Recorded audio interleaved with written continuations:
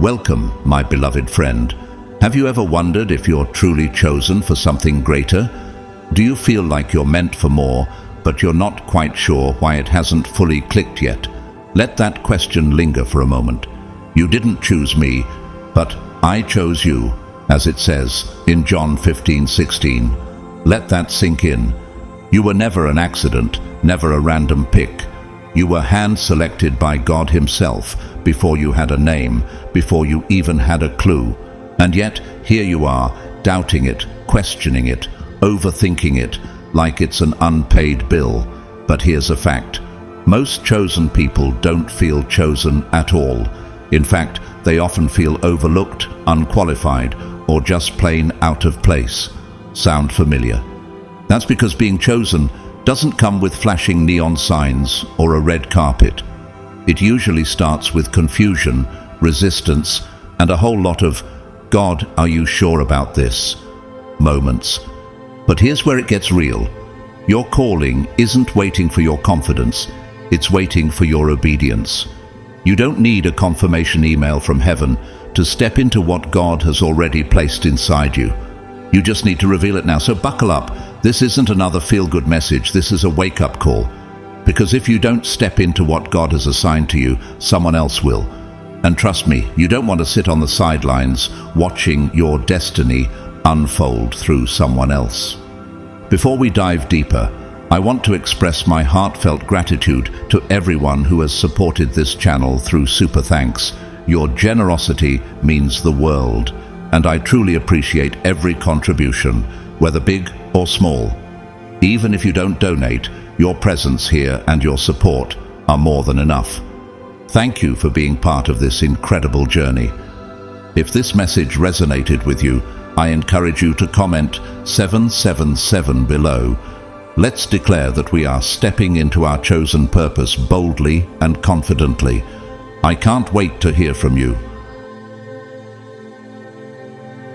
God's chosen ones, you have been chosen. Reveal it now. Unexpected message.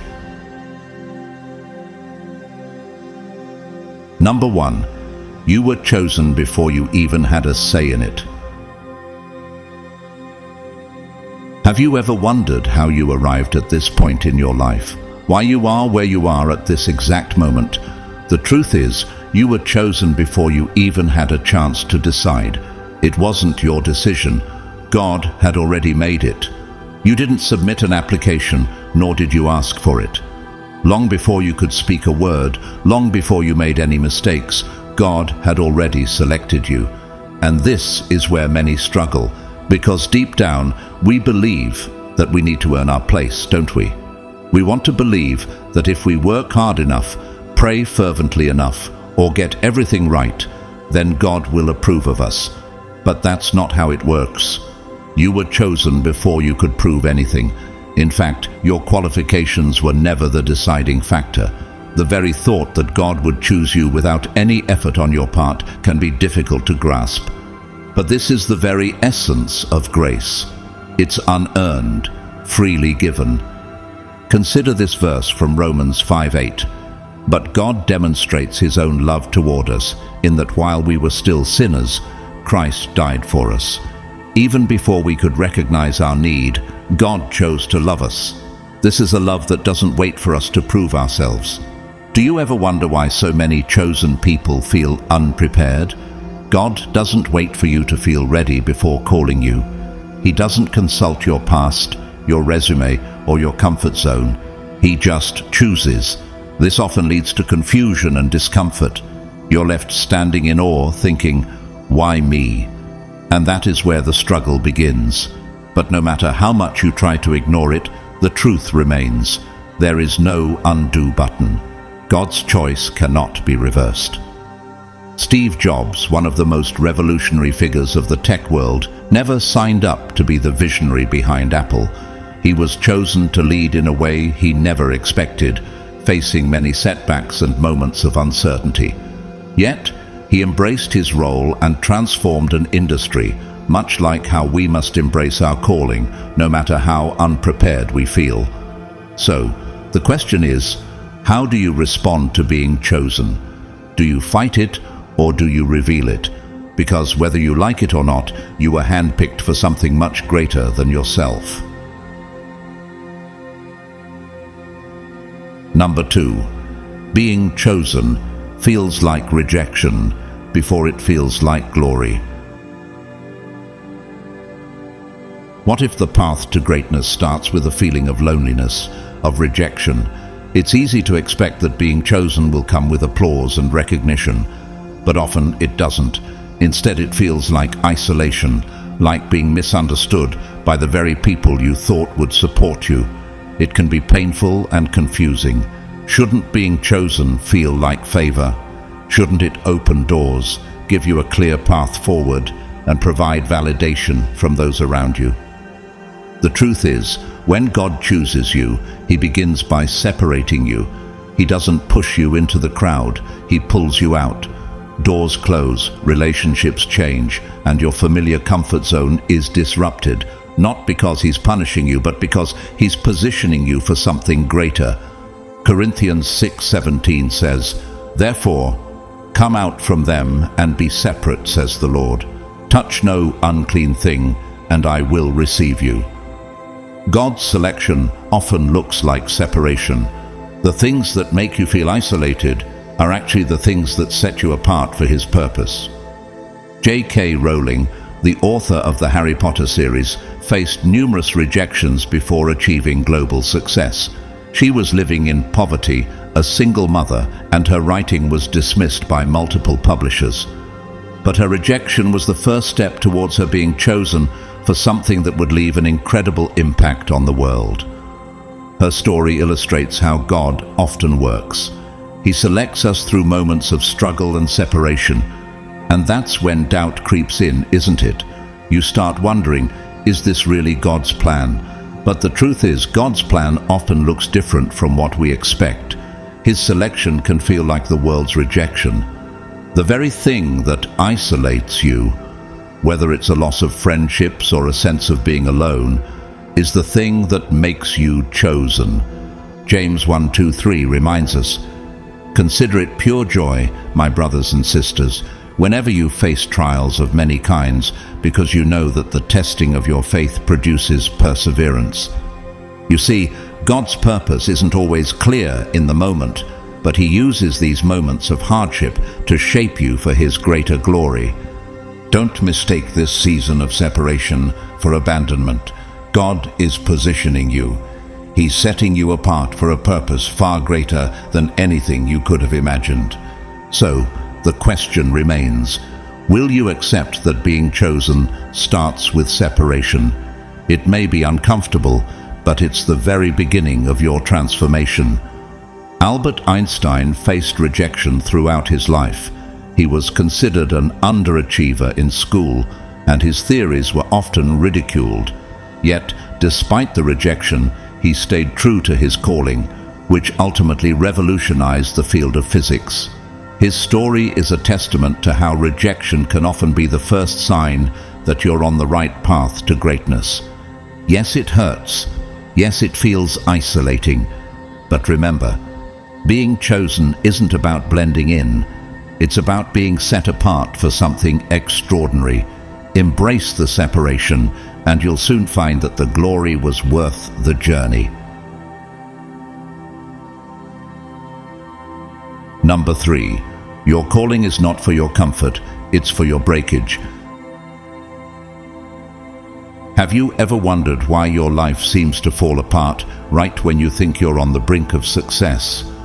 Many people mistakenly believe that being chosen means things will get easier, that opportunities will suddenly appear, and that God will clear the path for smooth sailing. But what if I told you the exact opposite is true? The reality is that being chosen often means going through a season of breaking first. And no, it's not to destroy you. It's to strip away everything you thought you needed, so that only what God placed in you remains. Think about this verse from Isaiah 48:10. "Behold, I have refined you, but not as silver. I have tested you in the furnace of affliction." God doesn't call the qualified. He qualifies the called. And that qualification never comes through comfort. It comes through fire, through loss, through seasons of confusion and disappointment, times when nothing seems to make sense. But here's the question: what if the pain you're feeling right now is actually a sign that God is preparing you for something far greater? Thomas Edison, who is known for inventing the light bulb, faced failure after failure before achieving success. He didn't quit when he encountered challenges, but instead used them as stepping stones. Each failure was a lesson that led him to an invention that changed the world. Like Edison, you may feel broken, but God is using that very breaking to mold you into something extraordinary. Before God can use you as He intends, He must break off the parts of you that were never meant to go with you. These could be your pride, your insecurity, your need for validation, or the false identity you've built around things that were never assigned to you. And breaking isn't gentle. It's painful and often confusing. You'll find yourself questioning everything. Why did certain people leave my life? Why did doors that seemed so promising suddenly close? Why did things that used to work for me now seem to fall apart? It will feel unfair. It will feel like punishment. But what if the breaking is actually proof that God is getting you ready for the incredible purpose He has for you? Jeremiah 18:4 says, "But the pot he was shaping from the clay was marred in his hands. So the potter formed it into another pot, shaping it as seemed best to him." Just like the potter reshapes the clay, God is reshaping your life. The painful moments you're experiencing are God's way of refining you for a higher calling. Here's another perspective. What if everything falling apart right now is actually making room for what God truly has in store for you? God never breaks what He doesn't intend to use. If He's allowing things to be stripped away, it's because He knows that those things can't carry you to where you're going. You were not called to live an average life, so why would your process be average? The breaking is the preparation. The struggle is the training ground. Michael Jordan was cut from his high school basketball team, yet he didn't give up. He used that rejection, that breaking, as fuel for his success. Today, he's considered one of the greatest basketball players of all time. His breakthrough didn't come because things were easy. It came through struggle, through the breaking. So, what will you do when the breaking happens? Will you fight it or embrace it? If you resist the process, you're only delaying what God has planned for you. The truth is, the pain is the path. The struggle is the way forward. Romans 8:28 reminds us, "And we know that in all things God works for the good of those who love Him, who have been called according to His purpose." Even in the breaking, God is working for your good. You may not see it now, but trust that this process is preparing you for something bigger than you ever imagined. So, let it break. Let the old fall away. Let go of what's not meant for you. Because when the breaking is over, what's left will be the strongest, most pure and unstoppable version of you. And that's exactly who God called you to be. Number 4, God trusts you more than you trust yourself. Have you ever stopped to wonder why you hesitate when God has already chosen you? Why do you keep doubting yourself, overthinking every decision, and acting as though you need a second opinion on what God has already made clear? If God trusted you enough to choose you, why are you still questioning His judgment? It's a powerful question to ask, isn't it? God knew exactly who you were when He called you. He factored in your weaknesses, your struggles, and your fears, all of it, and still He chose you. And yet, here you are, stuck in a cycle of self-doubt, wondering if you're good enough, smart enough, or strong enough for the calling He's placed on your life. Why is that? Do you truly believe that God made a mistake when He assigned you to this mission? In Jeremiah 29:11, God speaks clearly, "For I know the plans I have for you, declares the Lord, plans for welfare and not for evil, to give you a future and a hope." When God called you, He didn't call you based on your perfection or qualifications. He called you based on His perfect plans for you. The real issue isn't whether you're capable, It's whether you're willing to trust Him completely. Too often we look at our flaws and see them as reasons to disqualify ourselves. We see them as barriers between us and the calling God has for us. But God doesn't see it that way. He saw Moses' stutter, Gideon's insecurity, David being overlooked, Peter's impulsiveness, and Paul's troubled past, yet He still chose them for missions that changed the course of history. Not because they were perfect, but because they were called. And being called is more powerful than being qualified. Think about Walt Disney. His ideas were rejected countless times, and people told him he would never make it. But despite all the rejections, he kept moving forward. He trusted his vision and the potential within him, even when the world didn't. He didn't let self-doubt or outside opinions derail him. That's the same kind of trust that God has in you. He knows you don't have everything figured out. He knows you'll make mistakes along the way. But He also sees the strength, resilience, and purpose within you, qualities you might be underestimating. Philippians 1:6 assures us, "And I am sure of this, that He who began a good work in you will bring it to completion at the day of Jesus Christ." God is not doubting His decision. He's not sitting in heaven wondering if He chose the right person for the job. That's what you're doing. But it's time to stop. If God could choose Oprah Winfrey, who was told she was unfit for television, then why do you doubt that you too can overcome the doubts and fears in your own life? Oprah faced rejection after rejection, but never let it define her. She trusted that God had placed something powerful in her, and she stepped into her calling with courage, eventually changing the world with her influence. Imagine if she had let those doubts control her. What would the world have missed out on? The same applies to you. God sees the strength inside you, and He knows what you are capable of, even when you can't see it yourself. God chose you, flaws and all, because He knows what's inside of you. But here's the real question. When will you start trusting Him the way He trusts you? When will you stop allowing fear and self-doubt to dictate your decisions? The longer you doubt yourself, the longer you delay the impact you were born to make. God isn't re-evaluating His choice. He's not in heaven second-guessing His decision. He's waiting for you to step into what He's already confirmed. 2 Timothy 1:7 reminds us, "For God gave us a spirit not of fear, but of power and love and self-control." The power, love, and self-control you need to fulfill your calling are already within you. God has placed them there. So why continue to doubt? Why continue to hesitate? Consider the example of Albert Einstein. He was once considered a slow learner, and many doubted he would amount to anything. But Einstein never allowed those doubts to stop him. He trusted his calling, even when the world didn't see his potential. Now, he is regarded as one of the most brilliant minds in history. If Einstein had given in to self-doubt, he would have missed out on his incredible purpose, and the world would be a different place. So, I ask you again, when will you stop second-guessing God's decision to call you?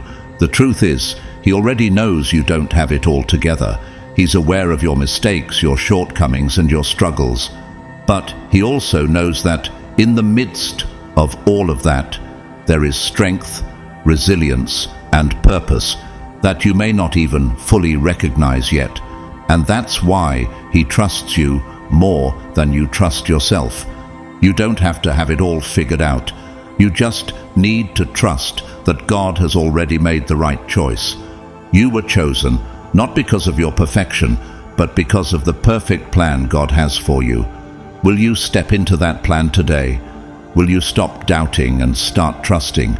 The world is waiting for you to walk in the purpose God has already ordained for you. Don't delay it any longer. Number 5, you will never fit in. Stop trying. How much longer will you exhaust yourself trying to fit into spaces you were never meant to belong in? How much of your true calling are you willing to shrink just to make others feel comfortable? If you're constantly wondering why you feel different, why you can't seem to blend in, and why, no matter how hard you try, you still feel like an outsider, here's why. Because you are chosen. It's not that you're better or superior to others, but you carry something unique that sets you apart. And the world, with all its expectations and pressures, doesn't know how to handle people like you. In Romans 12:2 we are told, "Do not be conformed to this world, but be transformed by the renewal of your mind." People like you, chosen people, are not meant to fit in.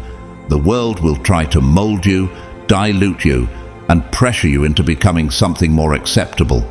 But if you let it, you'll spend your life suffocating under the weight of expectations that were never meant to define you.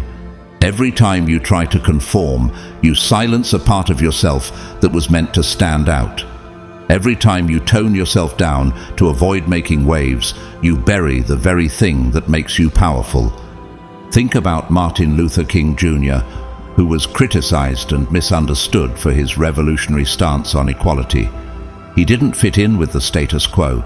He wasn't seeking approval from the world, but rather he embraced the purpose that God had for him, which changed history.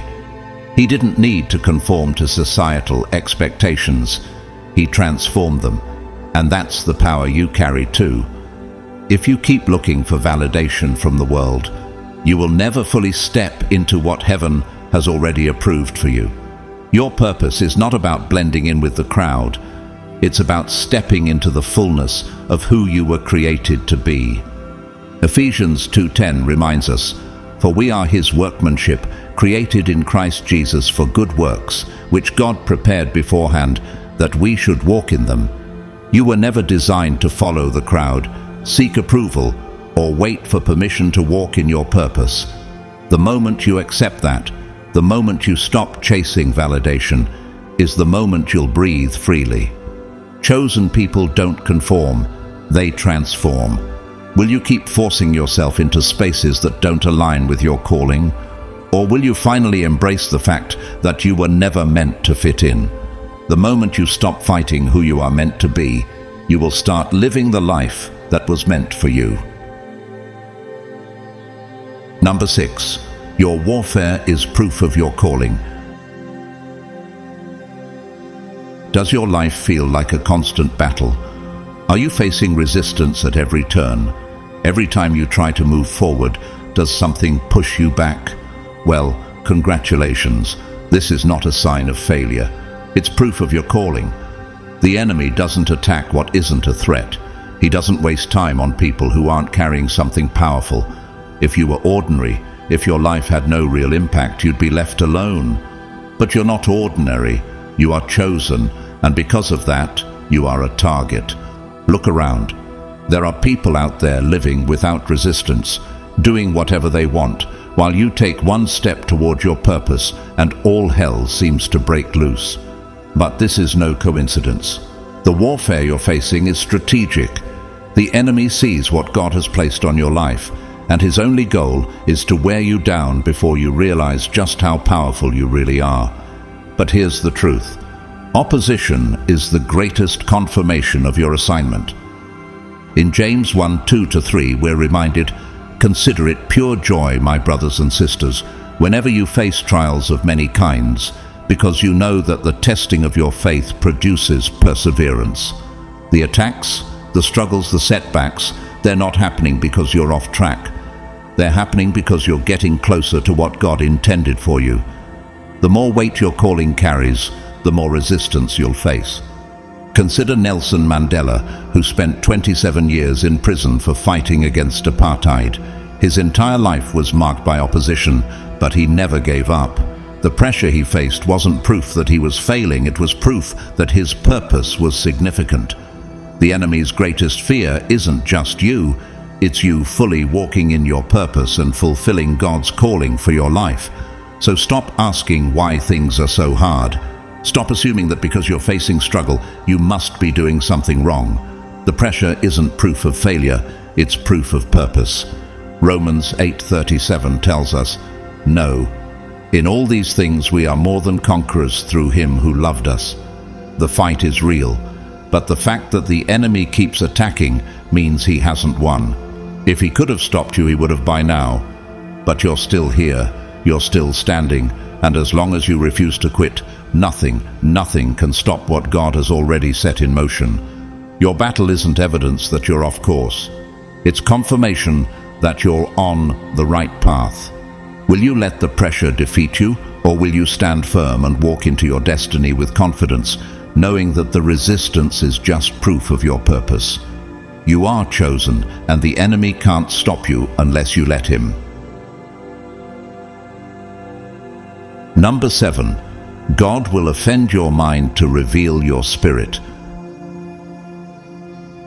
Have you ever wondered why God doesn't always make sense? Why, when you think you have everything figured out, he allows things to happen that disrupt your plans, confuse your expectations, and shake the very foundation of what you thought you knew.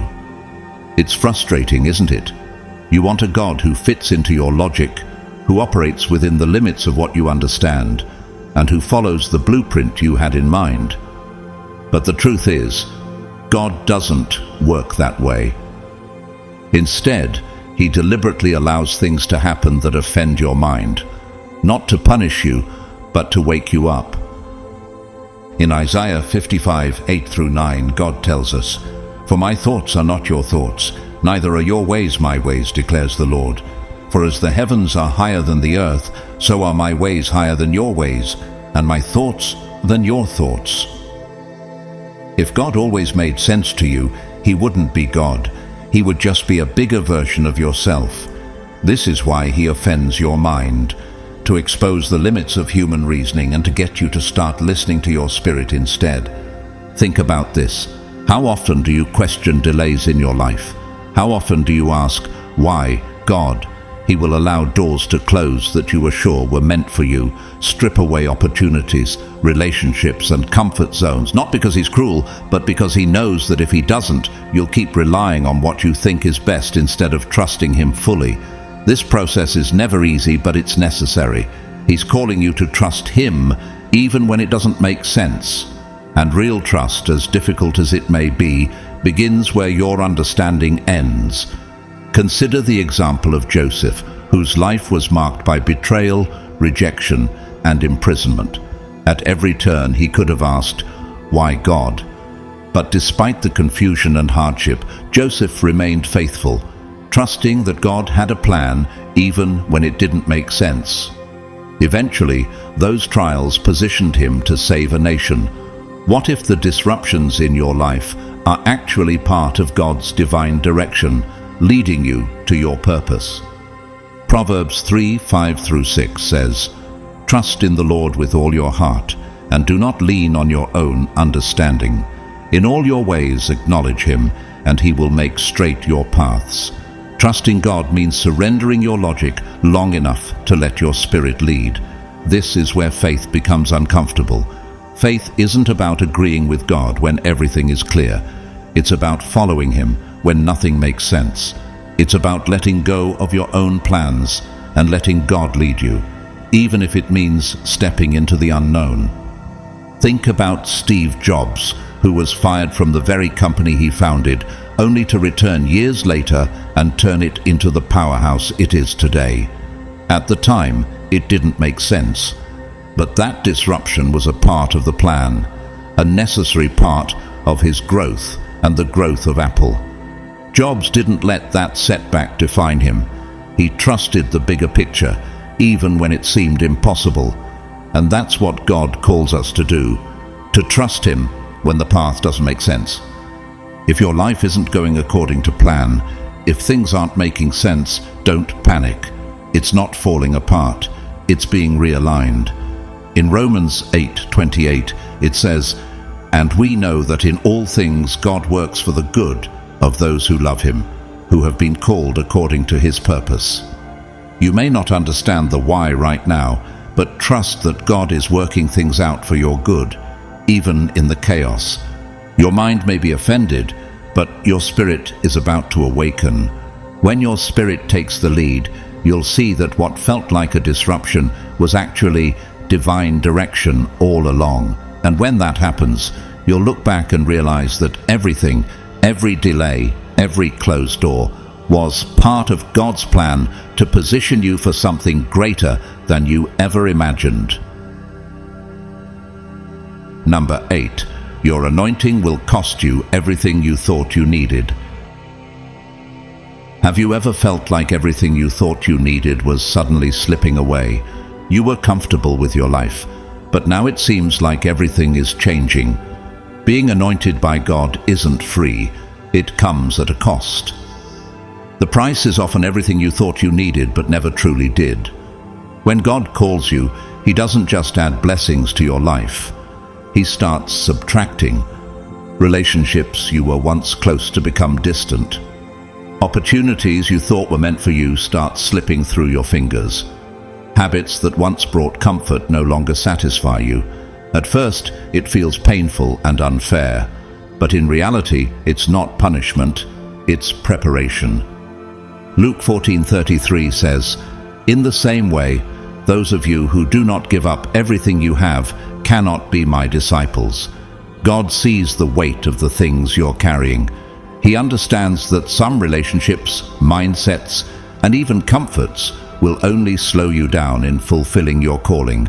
So, He removes them, not to take from you, but to free you. The process may be painful, but it's necessary for your growth. Here's where most people struggle. We grieve what God is trying to release. We cling to the things He is cutting away. We try to resurrect what He is letting die. The pain doesn't come from losing things. It comes from losing the identities we built around them. We spent years believing that certain people, jobs, titles, or plans were essential to our lives. But God is saying, "No, I have something greater for you." Think about Muhammad Ali, who lost his heavyweight championship titles after refusing to serve in the military during the Vietnam War. At that moment, it seemed like a devastating loss. But that sacrifice led him to become a champion for civil rights and justice. His loss wasn't truly a loss.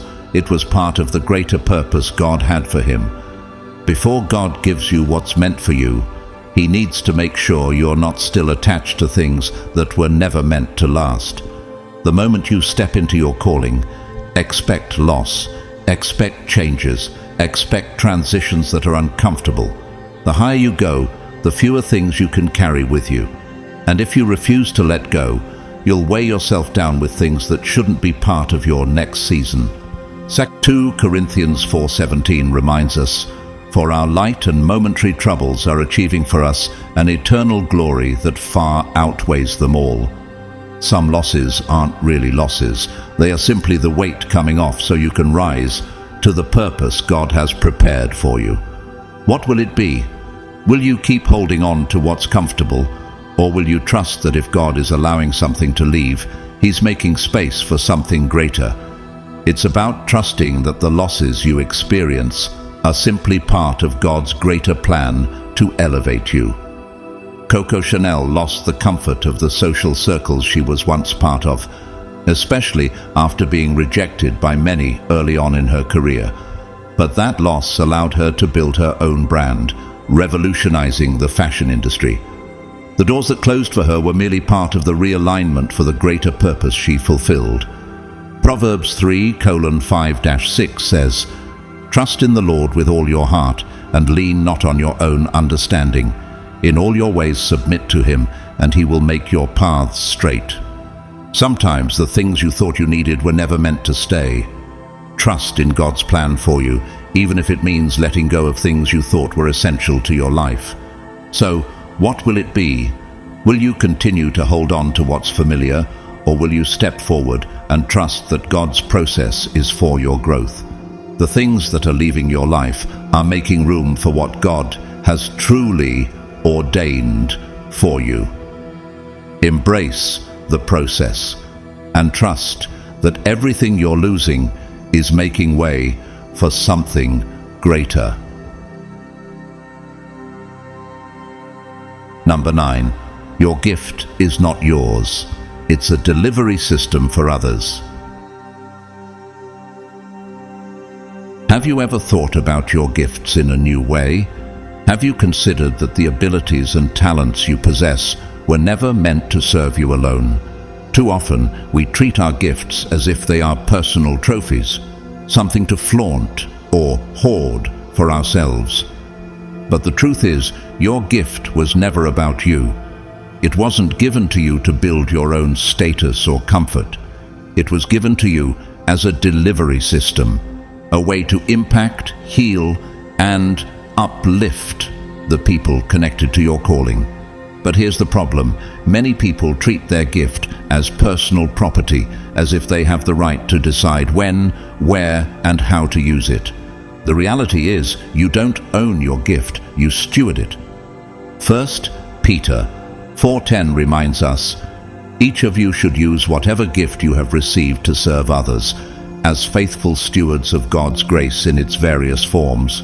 God placed your gift inside you, not for your benefit, but for those who need what's in you. The wisdom, talents, and insights you carry were never meant to serve your ego. They were meant to serve others. When you hold back, hesitate, or make it about you, you're not just delaying your purpose. You're withholding what someone else is waiting for. Think about the example of Mother Teresa, whose gift of compassion and service to the poor was not about her personal fame. She didn't keep her talents to herself. Instead, she dedicated her life to serving others, impacting countless lives across the globe. Her gift wasn't about making her look good. It was about making God known through her selfless actions. Matthew 5:16 says, "In the same way, let your light shine before others, that they may see your good deeds and glorify your Father in heaven." Mother Teresa lived this out every day, using her gift to impact others for the glory of God. The reality is that your obedience to using your gift isn't just personal, it's directly connected to other people's breakthroughs. Someone's healing, clarity, or next step is tied to your willingness to say yes to what God put inside you. Romans 12:6 says, "We have different gifts according to the grace given to each of us. If your gift is prophesying, then prophesy in accordance with your faith." God didn't give you your gift for your own personal gain. He gave it to you to be used for His purpose and for the people who need it. Consider Oprah Winfrey, whose gift of communication and empathy transformed her into a global influence. Oprah used her platform not just for her own success, but to bring attention to important issues and provide a space for others to heal, grow, and be inspired. She didn't hoard her gift. She used it to uplift others and to create change. The truth is, when you step into your calling and embrace your gift fully, others will experience breakthroughs they didn't even know were possible. Ephesians 4:12 tells us, "To equip His people for works of service, so that the body of Christ may be built up." Your gift is a tool for building others up. If you choose to hold it back, you're not just depriving yourself of purpose. You're depriving others of the opportunity to experience the healing, encouragement, and clarity that only your unique gift can provide. So, what are you doing with your gift? Are you holding on to it, thinking it's yours to control, or are you using it like a vessel, allowing it to flow through you to reach the people it was meant for? The moment you stop making it about you and start focusing on how your gift can make God known, everything changes. Think about Albert Einstein. His gift was his genius, and though it was extraordinary, he used it to change the world, not to build personal glory. He didn't keep his gift to himself. He used his insights to benefit humanity, revolutionizing the field of physics and reshaping our understanding of the universe. His work wasn't just about him. It was about impacting the world in a way that would last long after he was gone. 2 Corinthians 4:7 says, "But we have this treasure in jars of clay to show that this all-surpassing power is from God and not from us." Your gift is a treasure, but it's not meant to be stored in a jar. It's meant to be given away to serve others and to glorify God. At the end of the day, your gift isn't about making you look good, it's about making God known. And when you surrender to that truth, everything changes. When you choose to use your gift for the greater good, you'll find fulfillment and purpose beyond what you ever imagined. Number 10. Your loneliness is an invitation, not a punishment. Have you ever felt the sting of loneliness? It often feels like rejection, like being cast aside or abandoned, when the people you once depended on seem distant, when the voices you used to hear fade away. It's easy to assume you've done something wrong. You might even believe that God is punishing you. But what if loneliness isn't punishment at all? What if it's actually an invitation? When God pulls you away from the crowd and isolates you, it's not because you've been abandoned, it's because He's preparing you for something deeper. There are things God wants to reveal to you that can only be heard in silence. Psalm 46:10 says, "Be still and know that I am God." When the noise fades, when everything around you seems to quiet down, that's when God can speak the loudest. We fight isolation because we think it signals something is wrong. But what if it's not rejection? What if God is protecting the conversation He's about to have with you? Throughout history, every truly chosen person experienced a season of separation. Moses had the wilderness, Joseph had the prison, David had the caves. Even Jesus went alone into the desert before stepping fully into His mission. Why? Because before God uses you publicly, He must speak to you privately. In the silence, God does His deepest work. He reveals truths, builds character, and strips away distractions, things that can't happen in the noise of the crowd. Consider Nelson Mandela, who spent 27 years in prison. While in isolation, he faced the challenge of reflecting on his purpose and preparing for the monumental task ahead of him. It was in that time of solitude that his mind and heart were reshaped for leadership, and he came out with a vision that would change a nation. It wasn't punishment, it was preparation for his calling. Similarly, God sometimes pulls us away to prepare us for what's next. Isaiah 30:15 says, "In repentance and rest is your salvation, in quietness and trust is your strength." There are levels of revelation that won't come when you're surrounded by people. God isolates not to punish, but to prepare. It's in the solitude that God can speak clearly to us. The instructions we need, the insight we seek, will often come in the stillness when the background noise is silenced. Think about Oprah Winfrey, who spent time alone in reflection after being fired from her job as a news anchor. It was in her solitude, away from the distractions, that she developed the vision for her future. She was not punished, she was prepared for her calling. Without that time of separation, she may not have created the platform that would later touch millions of lives. Luke 5:16 reminds us, "But Jesus often withdrew to lonely places and prayed." Even Jesus in his earthly ministry took time away from the crowds to connect with his Father. If he needed solitude to hear from God, how much more do we need that space for ourselves? So, if you've been feeling alone, if you've been wondering why certain people are fading from your life, stop mourning what God is moving. Don't resist the isolation, embrace it. Instead of worrying about what you've lost, start listening. When God removes the distractions, He's getting ready to whisper things to you that He won't tell anyone else. And what He's about to reveal in this quiet season will change everything. Number 11. The miracle is in the obedience, not the explanation. Have you ever found yourself waiting for everything to make sense before you take the first step?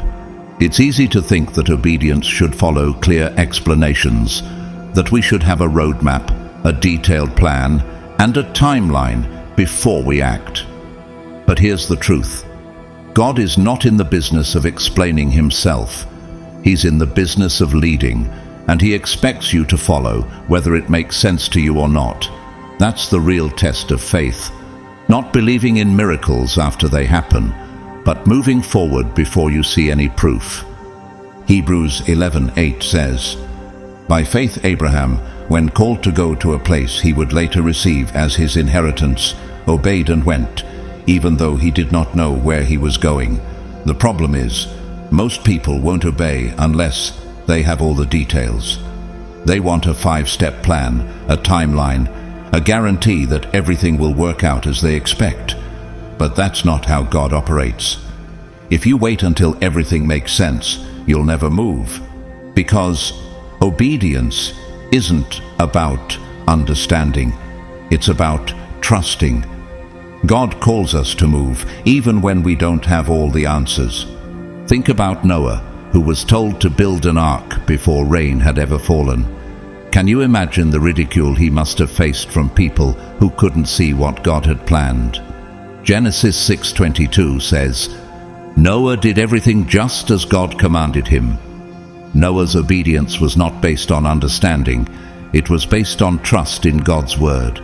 He didn't know when or how the flood would come, but his obedience to God's instructions set the stage for the miracle that saved him and his family. James 2:17 reminds us, "In the same way, faith by itself, if it is not accompanied by action, is dead." The blessing and breakthrough you're waiting for are tied to the obedience you're hesitating to follow. The miracle didn't come to Noah before his obedience. It came because of his obedience. This is the same principle that applies to your life today. When you step out in faith despite the uncertainties and risks, that's when God moves the most. Peter is another example. When Jesus told him to step out of the boat and walk on water, it seemed impossible. Matthew 14:29 says, "Come," he said. Then Peter got down out of the boat, walked on the water, and came toward Jesus. Peter didn't wait for the storm to calm or for the waters to be still. He didn't ask for more proof. He obeyed Jesus' command to step out of the boat, and it was in that obedience that the miracle happened. The water didn't support him because it was logical or safe. It supported him because he moved in obedience to Christ. Think about Elon Musk, who ventured into the unknown with the creation of SpaceX. There were no guarantees, no certainty, and plenty of risks. He could have waited for the perfect conditions or the right opportunity, but instead, he took action, stepping into something that seemed illogical and even impossible. And now he's revolutionized space travel. Like Noah, Abraham, and Peter, Elon's success didn't come from waiting for everything to make sense.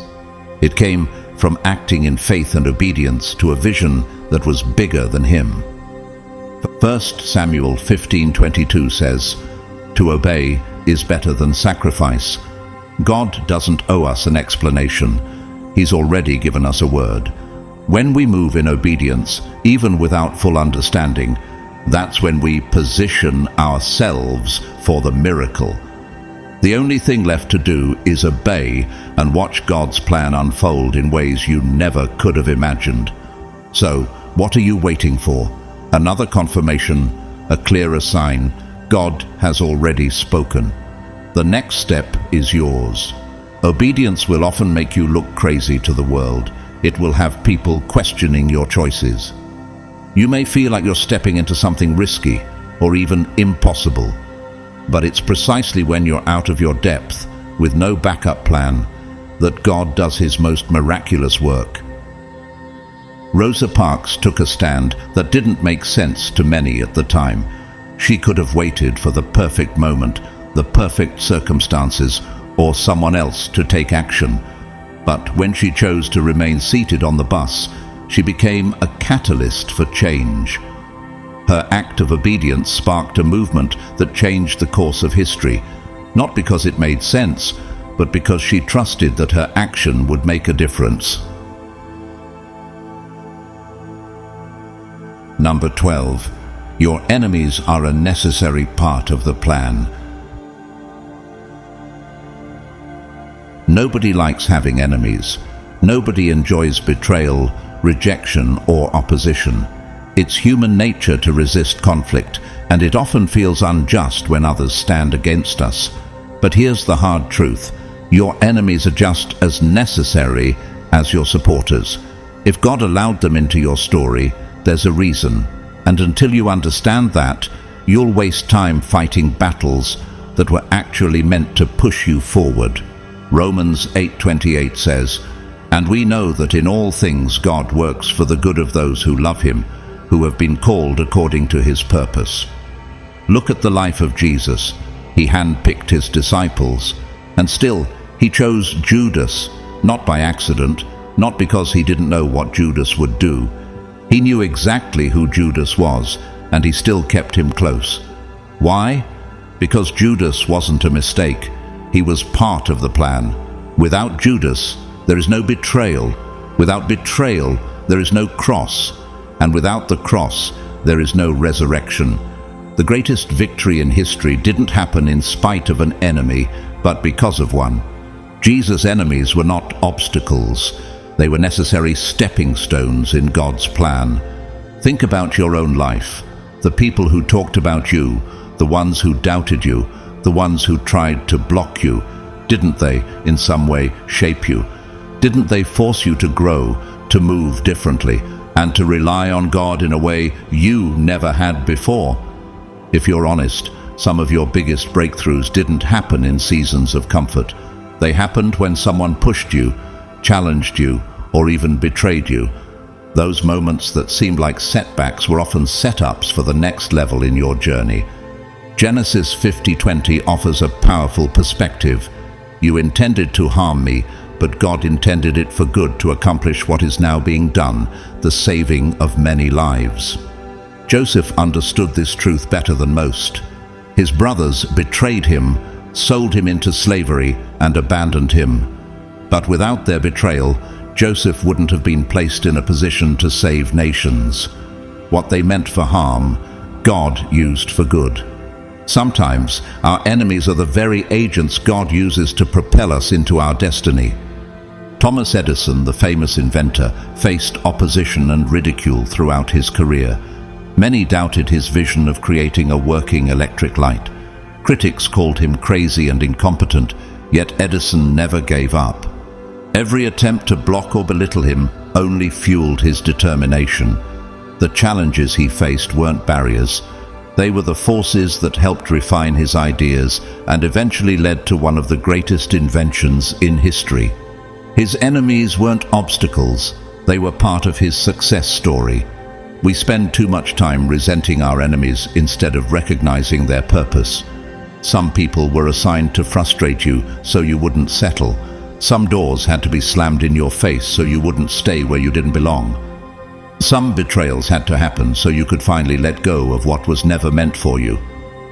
Psalm 23:5 reminds us, "You prepare a table before me in the presence of my enemies." Sometimes God prepares the biggest blessings in the presence of those who oppose us. Our enemies may think they're stopping us, but in reality, they're setting us up for something greater. They think they're holding us back, but they are unknowingly working in our favor, pushing us toward our purpose. So, stop seeing opposition as an obstacle. It's an opportunity. Your enemies are unknowingly working in your favor. They think they're stopping you, but they're actually setting you up. The very thing they meant for harm is being flipped for your good. Just like Judas, they won't even realize they were part of the plan until it's too late.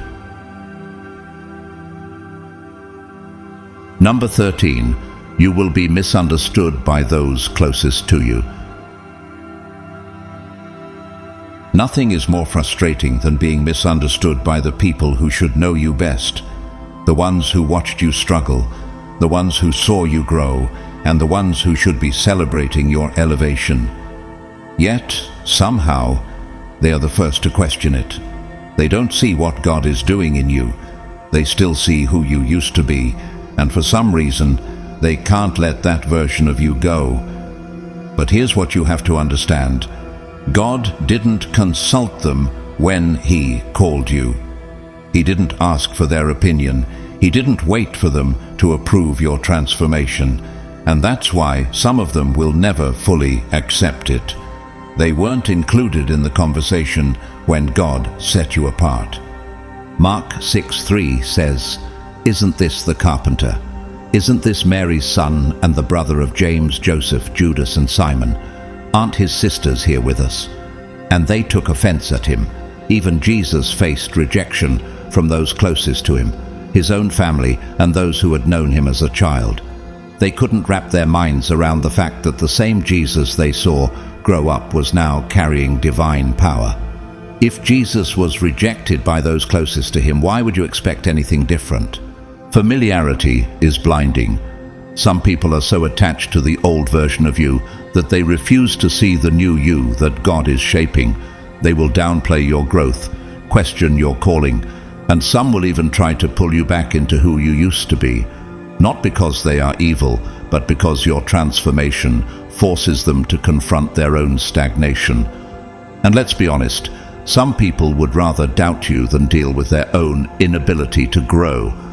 Michael Jordan, often regarded as the greatest basketball player of all time, faced intense criticism and doubt from his peers and coaches early in his career. He was cut from his high school basketball team, and many questioned his ability to succeed. But his dedication to his calling and his willingness to ignore the doubts of others led him to the pinnacle of success. The people who doubted him only helped fuel his determination to prove them wrong. Here's the truth. You don't need them to understand. You don't need them to validate you. Your calling is not dependent on their recognition. Some people will catch on later, some never will. Either way, keep moving. Let them talk. Let them wonder. Just don't let their inability to see your growth stop you from walking in it. Isaiah 55:8-9 says, "For my thoughts are not your thoughts, neither are your ways my ways, declares the Lord. As the heavens are higher than the earth, so are my ways higher than your ways, and my thoughts than your thoughts." God didn't need their approval when He called you. He doesn't need their validation now. What He's doing in you is far greater than their ability to understand. If you don't reveal it, someone else will be forced to. God's plan will move forward with or without you. That's a hard truth, but it's one you need to hear. If you refuse to step into your calling, if you keep hesitating, if you let fear, doubt, or excuses hold you back, God won't beg you. He will simply raise up someone else. His purpose will still be fulfilled. You just won't be the one fulfilling it. 1 Samuel 16:1 tells us, "The Lord said to Samuel, 'How long will you mourn for Saul, since I have rejected him as king? Fill your horn with oil and be on your way. I am sending you to Jesse of Bethlehem. I have chosen one of his sons to be king.'" Saul was chosen, anointed, and positioned to lead, but his disobedience cost him everything. God didn't cancel his plan. He simply found David. The throne that Saul was meant to secure ended up in someone else's hands. Why? Because God will never let one person's hesitation stop what He has set in motion, and that applies to you too. Philippians 3:14 says, "I press on toward the goal to win the prize for which God has called me heavenward in Christ Jesus."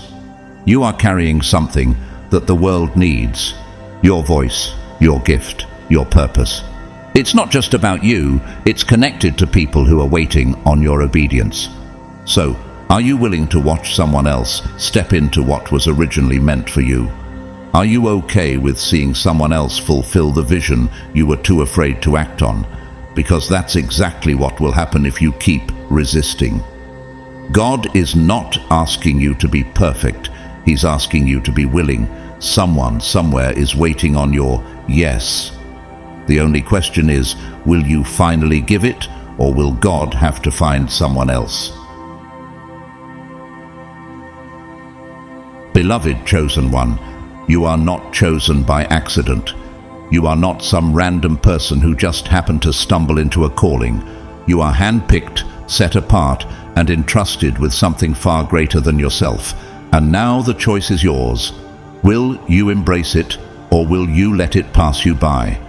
Every struggle, every battle, every moment of isolation has been shaping you for this. The resistance you've faced isn't proof that you're off track. It's confirmation that what's inside of you is powerful. Your setbacks weren't meant to stop you. They were meant to prepare you. The doors that closed, the people who walked away, the moments that didn't make sense, none of it was wasted. It was all part of the process. But here's the thing. Revelation without action is meaningless. Knowing you're chosen isn't enough. Feeling called isn't enough. If you don't step out, if you don't walk in what God has placed inside of you, then all of this will just be words on a page. Your calling demands movement. Your anointing requires obedience. And the world is waiting, not for another hesitant believer, but for someone bold enough to be who they were created to be. So what will you do? Will you keep waiting for the perfect moment? Will you keep asking for more signs, more confirmations, more proof? Or will you finally move? Because God has already spoken. The assignment has already been given. The only thing left is your response. As you embark on this journey, I want to thank you from the bottom of my heart for taking the time to listen to this message. If it resonated with you, I encourage you to share it with someone who may need this encouragement today. Every step you take in your calling has the potential to awaken someone else to theirs. If you feel moved to support this channel, you can do so by sending a super thanks. Your generosity, whether you choose to donate or not, is deeply appreciated. Your support helps us continue to spread these life-changing messages, and I thank you for being part of this journey. And finally, I want to bless each of you. May you walk boldly into your calling, with confidence in who God has created you to be. May you embrace the journey ahead, knowing that you are equipped for every challenge and prepared for every opportunity. The world is waiting for you to rise up and step into your purpose. Stay bold, stay chosen, and stay ready. God isn't finished with you yet. Let's go.